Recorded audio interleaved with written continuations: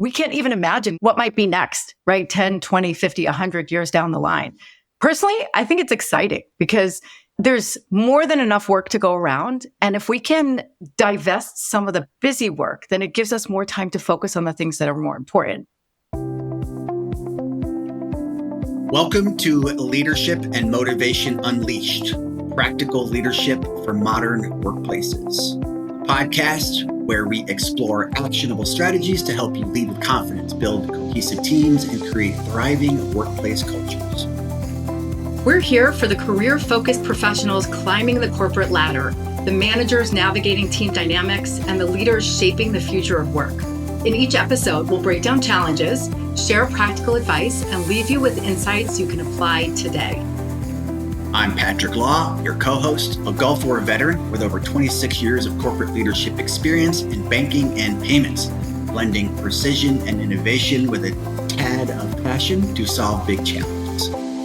And I'm Rachel Book, a C-suite trusted advisor and an HR leader with 2 decades of experience at Fortune 50 companies, specializing in building people-first strategies and driving impactful talent solutions.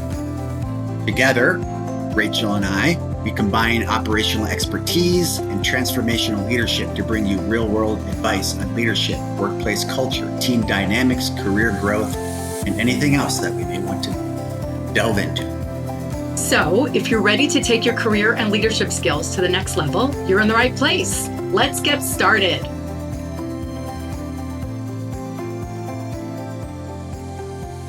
So topic, artificial intelligence. We had referenced in the intro several top trends that, in our opinion, that we wanted to talk about in season 2. And obviously, artificial intelligence is way high on everyone's mind. As Rachel also said in the intro, you may hear some things that you agree with, disagree with, or somewhere in between. So I'm just going to jump right in it and give you Patrick's version of what I see. First and foremost, I'm not an expert in this at all. I'm just wickedly curious about it and have been for a long time. And there's actually, Chuck Alt put out an article this morning, a Q&A that I did with our head of marketing about my experiences with automation, machine learning, artificial intelligence. And I think that's really part of what I want to get across today in today's episode is curiosity around it. You don't need to be a data scientist. You don't need to be a developer. This stuff isn't new. This is artificial intelligence, machine learning, automation's been around forever in various forms.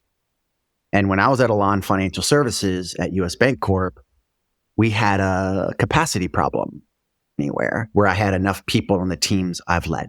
And I've been in leadership in some form or fashion since 1998. I was 2 years into my career and they started giving me people to lead.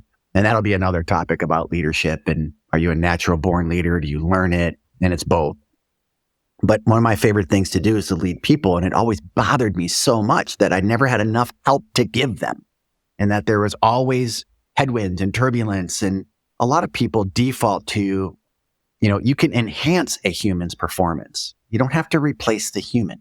So 2011 to 2013-ish at US Bank with Elan, we were really short on people in an area that had a lot of repetitive tasks. And this company that I don't even think is around anymore, so I'm not going to mention them, developed software that was really affordable. And the way approvals in Fortune 200 companies are, it would have taken us a long time to get approval to go do that. I'll just fund it. Go figure it out, Patrick, which is autonomy is one of my favorite things. And going against the grain professionally is also one of my favorite things. So we went and found this company. I sent 2 operations people to Chicago for 4 days. And they taught them over 4 days to write strings, not replacing, but enhancing the work of 80 people on the team. I didn't necessarily always have. Life happens. People take leaves or, they sadly fall ill or they move on to other jobs, and retraining of people takes a long time and it's very expensive, where a machine doesn't really stop. So that was my first dip of the toe into that. And it was super exciting. And I've been enthralled with it ever since. I think what we wanted to talk about today is from 2011 to 2013 to 2023 to 2025, the advancements in technology is so massive and it proliferates almost everything we do now. I mean, I have team members where every email gets pushed into a chat GPT or whatever engine you're using to change structure or format. That's one version of artificial intelligence. And then there's teams, what we've actually embedded here, where you can ask it a question and it answers you in real time. It doesn't mean speak to you. The machine is just responding back in text. But, we're coming to a time where there'll be a shape to the machine. And that's the Star Trek, Star Wars side of this thing that I think have people really freaked out, is like the replacement of humans. Now, maybe hundreds of years from now, that'll become a reality, because I am a believer that TV and movies and books forecast the future. I mean, look at 10,000 Leagues Under the Sea. 100 years before submarines existed, they were writing books about submarines. So maybe one day, but in our lifetimes, the people who are listening today, or maybe even in the future, and me and you and what we're doing at our current employer, Rachel, that's not going to happen. So what I'm attacking this with is, how do I take my limited bucket of resource and talent that I have and enhance it with machines, robotics, automation, AI, machine learning, call it what you want, because a lot of people call the same thing different names. I'm talking about all of it in a bucket. How do I help our customers move faster? Because we want them growing their revenue, because it grows our revenue. And every business is really built like that, whether you're a B2C group or a B2B group. If you swing in not-for-profits or military organizations or law enforcement, this is relevant as well, because there's things that police officers do that are repetitive. Think about all the reports they have to write and the legal briefs. I mean, DA offices won't pick up cases unless this stuff, every I is dotted and T is crossed and yada, yada. I mean, you can use some of this technology to get the officers out enforcing the peace and engaging with their communities instead of sitting at a desk. Like, that's a version of non-corporate use of this stuff. And I think the thing that ties it all together, regardless of how you're going to execute the technology, is keeping that part in mind, is that it is scary stuff, but you're enhancing the person or freeing the person to do what their real job is. So I think we're going to ebb and flow through that dialogue. And Rachel, I know you have a lot of commentary on this from the human performance perspective, but I wanted to get all that out. Yeah, really interesting insights. And I think what you just outlined, Patrick, is that even though this feels very new and futuristic, it's actually really not. It's another stage in the Industrial Revolution, right? So, I mean, in the past, I'm sure whoever invented the abacus got a lot of heat, because the people that were hired to like stroke count or do it however they counted things, right? We're like, oh my gosh, there's this new invention called the abacus, and now we're not going to have jobs. And then it happened again with the calculator. So this is a natural evolution. And I think we can't even imagine what might be next, right? 10, 20, 50, 100 years down the line. Personally, I think it's exciting because there's more than enough work to go around. And if we can divest some of the busy work, then it gives us more time to focus on the things that are more important. Now, people who don't have a clear idea of what's expected of them, people who don't feel safe and secure in their places of work, they might worry that the robots will replace them. But if we can create a conversation with employees about, hey, if you tell me what are the 5, 10 most annoying parts of your job, and if those would disappear tomorrow, how would you like to spend your time? Imagine what kinds of conversations that can open up, right? So even I think about some of the silly AI, not even the cooler parts of it. But I mean, years ago, I used to spend hours and hours and hours designing PowerPoint presentations, right? Before board meeting, before whatever. And it was moving around those little shapes and graphics. I'm not a graphic designer. And it was hours, usually on weekends or late at night. And now Microsoft has this design feature. You just click a button and they rearrange all your squares and shapes and bullet points so that it looks more pleasantly appealing. That is awesome, right? That's just such a small example, but I think that will happen in many ways. And so explaining to employees that we can't promise, right, that the robots won't take our jobs, but building the confidence and the sense of security as part of a leadership development conversation, as part of an overall productivity conversation, could go a long way. What do you think about that?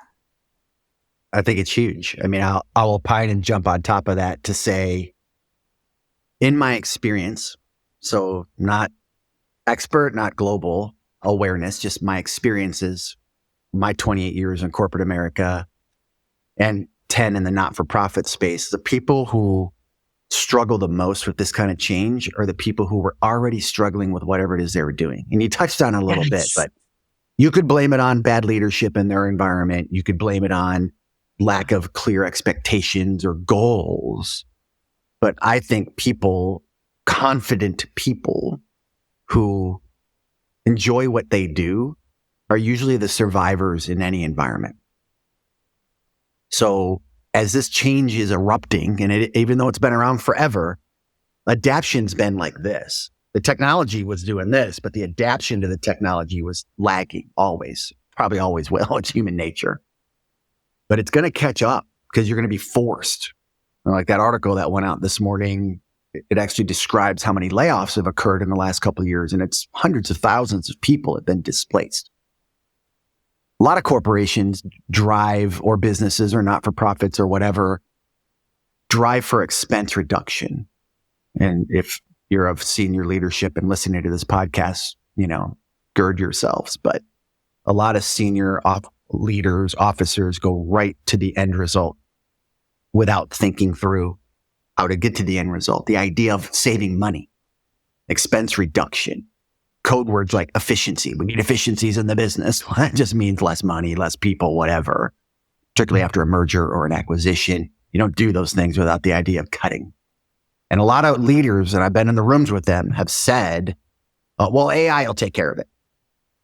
Well, saying AI will take care of something and it actually being ready to take care of something after you've created a hole in the organization is demoralizing to the people who are left. Because leaders can talk about, we've got AI for that. We've got automation. A lot of senior people actually don't realize that there's a lot of work that has to happen to displace a human completely. And it may make people feel good in the moment, but if the people are hyper aware, they already know that's not true. Like you can't just exit teams of people and insert technology. I wanted that to be said because if you're listening to this and you're watching this happen, you actually have more of a voice than you think. And I'll tie two things together as outcomes of this. Be courageous with your voice. Like the people who don't want to participate in the change or the assimilation of technology to enhance human performance in companies, not-for-profits, military, blah, blah. If you're not willing to sit at the table and have your voice heard, then you will lose. And that doesn't mean drink the Kool-Aid. That means your concerns should be noted. And if the people are legit that you're dealing with, they'll address those concerns thoughtfully and not just blow smoke. If you have a curiosity about executing this stuff differently, whether it's the employee experience perspective, which I know doesn't always come into play. It's usually about money. I just said that, like money drives everything, making it, saving it, whatever. But wherever you can inject yourself, no matter where you are in the organization, you should. And we'll talk about these topics later on, but I think of a real life example where in my leadership journey, I've always talked to everybody. Chain of command is incredibly important. And you can see from behind me, I understand chain of command. Like you just didn't go to the 4-star general and, talk about stuff that didn't matter. You better have, what are you doing here? And what do you want to see the outcome is? And how are you going to solve it? Like if you don't come prepared with those three things, a lot of people just won't engage you. But what happens here, and what I think is incredibly important in the story I'm about to share real quick is I talk to everybody. And I think everybody should talk to everybody. You shouldn't allow layers and chain of command to filter out truth. And then you have to be smart enough to know humans just have an agenda sometimes. So you got to be able to navigate what their version of the truth is and what versus what the truth is. Like there's always different sides of the truth. And then to be able to calibrate that to what's actually happening. But I had an employee once say, I have all these ideas about how we can use artificial intelligence for training. But when I talk to my boss about it, they say to me, that's above your pay grade. It's being handled elsewhere. Just shutting the employee off, like your ideas don't matter. That's demotivating, not just in the land of new technologies emerging and things that you could do differently, just their normal day-to-day job. Are you going to be as motivated to execute what you need to do every day if you're told continually, we don't want to hear from you? I had employees at the last place I was at be told, stop talking to Patrick. He's too high up the chain of command for you to talk to. Because when I would go visit different locations, I'd walk up to people's desks and sit down and just, listen. Now, That's a bit of a leadership dialogue, not an AI dialogue, but I'm listening because the tools I had to bring to bear, the people at the front are the ones who actually know what tools they need. Am I forcing technology like automation and AI, machine learning on people that don't need it? Not every use case is actually a good use case, timing, job function, whatever. So to all the people out there that are dabbling in this stuff, get curious yourself and learn as much as you can about it. There are free resources everywhere on the Microsoft websites, on Google websites, on AWS websites. It's free trainings, hour long, 3 hours long, certification. I mean, these big corporations that are in this are working really hard to get people educated about it. So be on the front end of that. And then if you're going to use it, be bold and have your voice heard. And you're going to find out real quick if the environment you're in is a good one or a bad one, depending on how they treat you. Remember what I said about some of the people that I would talk to? These were people in my chain of command telling my workforce, don't talk to Patrick. He's too high up the chain. It doesn't matter how high up the chain is. You should be taking in information all the time to calibrate what you're executing and if it's making sense. AI is no different. Awesome takeaway. Learn, listen. There's a lot of stuff out there. Takeaway for me is similar, but a little bit different. It's don't let it freak you out, right? AI is here to stay. It's going to evolve, right? We still don't yet know exactly how it will take over and where it will play a role across our lives and at work.